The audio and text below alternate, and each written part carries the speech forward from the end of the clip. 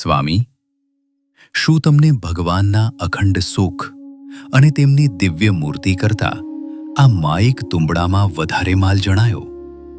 સ્વામી, શું તમને ભગવાનના ભજન અને ધ્યાન કરતા પેટ માટેનું ભોજન વધુ વહાલું લાગ્યું?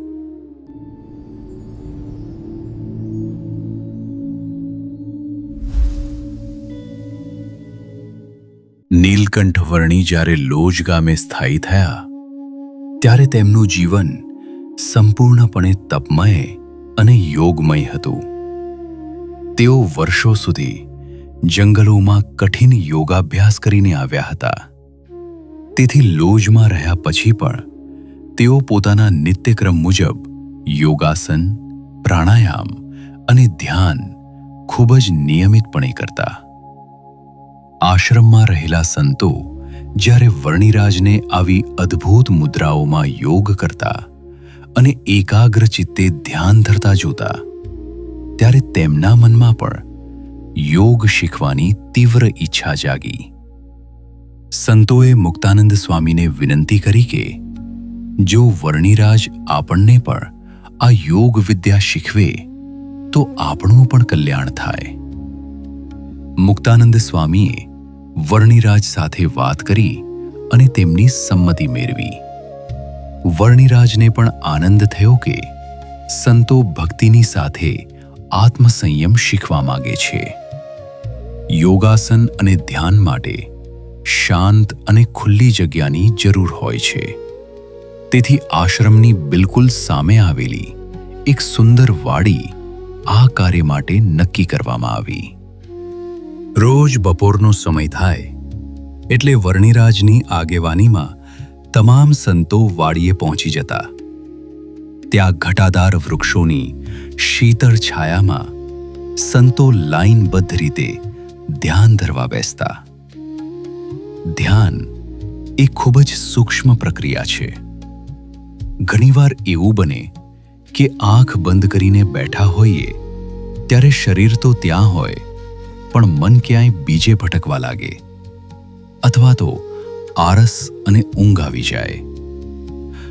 ધ્યાન કરતી વખતે જો સાવધાની ન રહે તો વ્યક્તિ ધ્યાનમાં બેઠો છે એનું જ ભાન ભૂલી જાય છે.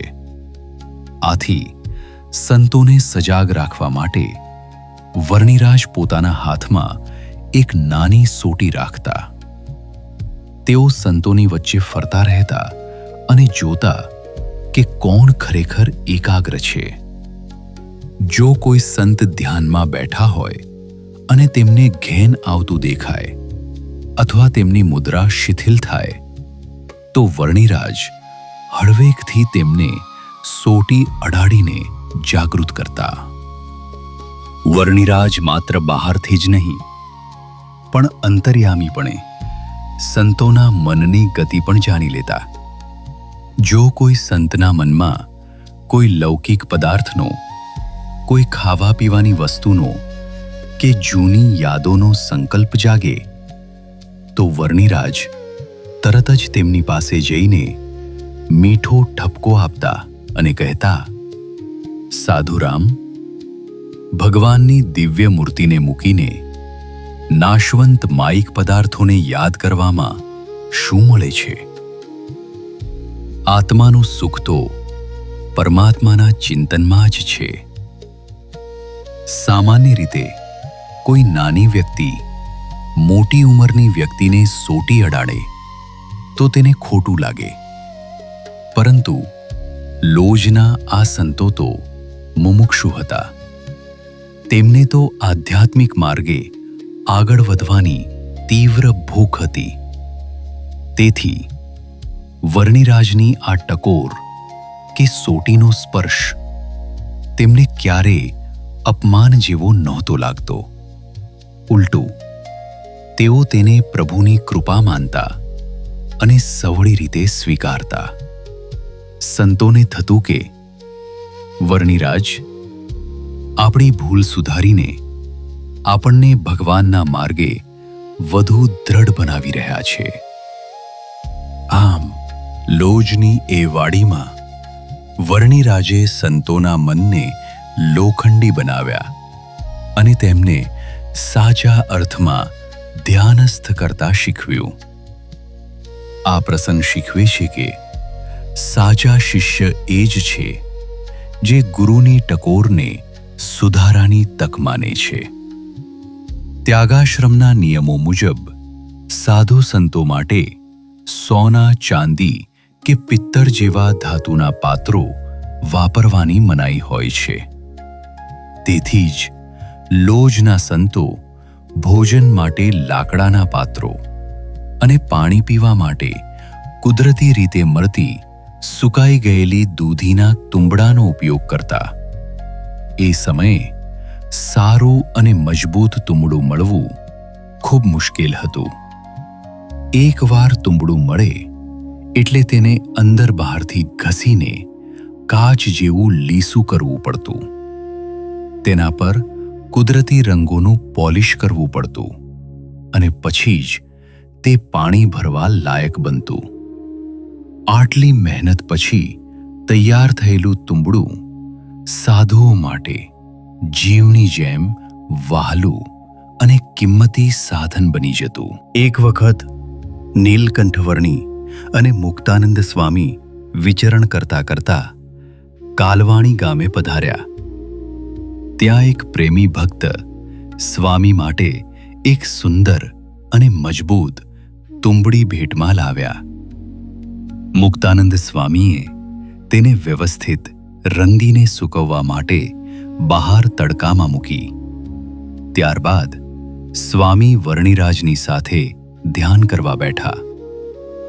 વર્ણિરાજ તો યોગીના યોગી હતા. તેઓ તો એકાગ્ર થઈને કલાકો સુધી ધ્યાનસ્થ રહ્યા. પરંતુ મુક્તાનંદ સ્વામીનું મન વારંવાર બહાર સૂકવેલી તુંબડીમાં ભટકવા લાગ્યું. સ્વામીના મનમાં ચિંતા થવા લાગી કે તુંબડી હજી હમણાં જ રંગી છે અને કાચી છે.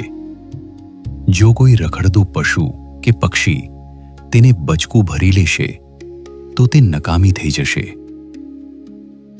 વળી આવી સુંદર તુંબડી ફરીથી ક્યાં મળશે? મુક્તાનંદ સ્વામી સંતોના વડા હોવા છતાં તે સમયે એક નાનકડા પદાર્થના મોહમાં તેમનું મન ભગવાનની મૂર્તિમાંથી ખસી ગયું હતું. અંતર્યામી વર્ણિરાજે સ્વામીના મનની આ ગડમથલ જાણી લીધી. તેમણે મર્મભર્યું સ્મિત કર્યું અને સ્વામીને ટકોર કરતા પૂછ્યું, સ્વામી, શું તમને ભગવાનના અખંડ સુખ અને તેમની દિવ્ય મૂર્તિ કરતા આ માયિક તુંબડામાં વધારે માલ જણાયો? જેની મૂર્તિમાં અનંત બ્રહ્માંડનું સુખ છે તેને છોડીને આ તુચ્છ પદાર્થમાં વૃત્તિ કેમ રોકી છે? તુંબડીની ચિંતા છોડી દો અને ભગવાનમાં ધ્યાન લગાવો. સ્વામી તો જ્ઞાની હતા. તેમને તરત જ પોતાની ભૂલ સમજાઈ ગઈ. તેમણે અત્યંત નમ્રતાથી સ્વીકાર કર્યો કે હે યોગીરાજ, ખરેખર પદાર્થનો મોહ એવો વિચિત્ર છે કે તે ગમે તેવા મોટા જ્ઞાનીને પણ ભગવાનમાંથી ખસેડીને સંકલ્પોમાં ચડાવી દે છે. આમ તો અમારે પદાર્થમાં પ્રીતિ ન હોવી જોઈએ, પણ તમે જે રીતે અમારી આવી નાની નાની ભૂલો પકડો છો અને સાવધાની રખાવો છો, તેનાથી અમને સતત જાગૃત રહેવાની પ્રેરણા મળે છે. ભગવાનના માર્ગમાં નાનો પદાર્થ પણ ક્યારેક મોટું વિઘ્ન બની શકે છે અને સાચા સદ્ગુરુ કે ભગવાન હંમેશા આપણને તે મોહમાંથી બહાર કાઢવા માટે સજાગ કરે છે. આવી જ રીતે એક વખત નીલકંઠ વર્ણીએ સંતોની એકાગ્રતા અને નિષ્ઠા ચકાસવા માટે વધુ એક દિવ્ય લીલા કરી. એક દિવસ વર્ણિરાજે તમામ સંતોને ધ્યાનમાં બેસાડ્યા. પ્રભુ પોતે એવા ધ્યાનસ્થ થયા કે બપોર વીતી ગઈ તો પણ તેઓ જાગૃત ન થયા. મુક્તાનંદ સ્વામી પણ ધ્યાનમાં હતા, પણ સમય વીતતો જતો જોઈ તેમના મનમાં ગડમથલ શરૂ થઈ.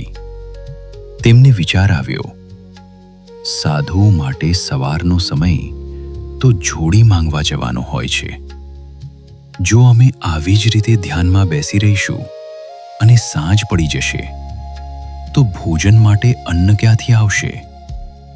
રસોઈનો પ્રબંધ કેવી રીતે થશે? અંતર્યામી વર્ણિરાજે સ્વામીના મનના આ વિચારો જાણી લીધા. તેમણે આંખ ખોલીને મર્મભર્યો પ્રશ્ન કર્યો, સ્વામી, શું તમને ભગવાનના ભજન અને ધ્યાન કરતા પેટ માટેનું ભોજન વધુ વહાલું લાગ્યું? જો અન્ન અને દેહની ચિંતામાં તમારી વૃત્તિ આમ જ ડોલતી રહેશે તો પરમાત્મામાં એકાગ્રતા ક્યારે કેળવાશે? ઉપર છેલ્લી દ્રષ્ટિએ જોતા કોઈને એમ લાગે કે મુક્તાનંદ સ્વામી જેવા સમર્થ સંતને પણ આવા સંકલ્પો થતા હશે. પણ હકીકતમાં આ તો મુમુક્ષુ જીવોને બોધ આપવા માટેનું એક દ્રષ્ટાંત હતું. સંત અને ભગવાન જેને પોતાના માને છે તેને જ આવી કડક ટકોર કરે છે. જેમ માતા પિતા પોતાના સંતાનના ભવિષ્ય માટે તેને ટોકવામાં જરાય સંકોચ નથી રાખતા, તેમ પ્રભુ પણ પોતાના ભક્તોના આત્મિક વિકાસ માટે હિતના વચનો કહે છે. ધન્ય છે મુક્તાનંદ સ્વામીને, જેઓ ઉંમરમાં વર્ણિરાજ કરતા ઘણા મોટા હોવા છતાં પ્રભુની દરેક ટકોરને હરખભેર સ્વીકારી લેતા.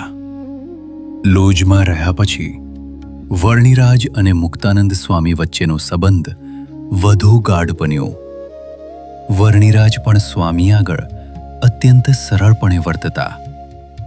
સત્સંગની પરંપરા મુજબ જ્યારે કોઈ વ્યક્તિ ઘરબાર ત્યાગીને સાધુ બને ત્યારે તેનું નામ અને વેશ બદલવામાં આવે છે.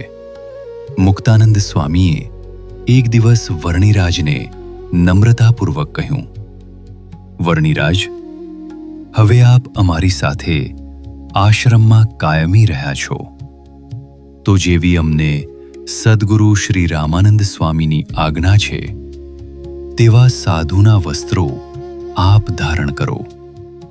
વર્ણિરાજ તો અહંકાર શૂન્ય હતા. તેમણે એક ક્ષણનો પણ વિલંબ કર્યા વિના કહ્યું, બહુ સારું સ્વામી, જેવી તમારી આજ્ઞા, હું તે મુજબ કરવા તૈયાર છું. સ્વામીએ વર્ણિરાજના મસ્તક પરના જટા જેવા કેશ ઉતરાવ્યા અને તેમને સાધુના ચિહ્નરૂપ કૌપિન, અલ્ફી, ચાદર અને 2 ઉપવસ્ત્રો આપ્યા. વર્ણિરાજે કૌપિન ધારણ કરી તેના પર સફેદ વસ્ત્રની પોતણી વાળી અને ઉપર વસ્ત્રનો નાનો ટુકડો ઓઢી લીધો. વર્ણિરાજ ઉત્તર પ્રદેશમાં અયોધ્યા પાસે સરયુ નદીના તીરેથી ગૃહત્યાગ કરીને આવ્યા હતા. તેથી તે નદીના નામ પરથી મુક્તાનંદ સ્વામીએ તેમનું નવું નામ સરજુદાસ રાખ્યું. આમ નીલકંઠ વર્ણી હવે આશ્રમના નિયમો અને વેશ સાથે સરજુદાસજી તરીકે ઓળખાવા લાગ્યા. આ બદલાયેલો વેશ અને નામ એ વાતનું પ્રતીક હતું કે ભગવાન હવે ભક્તોના મંડળમાં ભળી જઈને એક નવી લીલાનો પ્રારંભ કરી રહ્યા છે.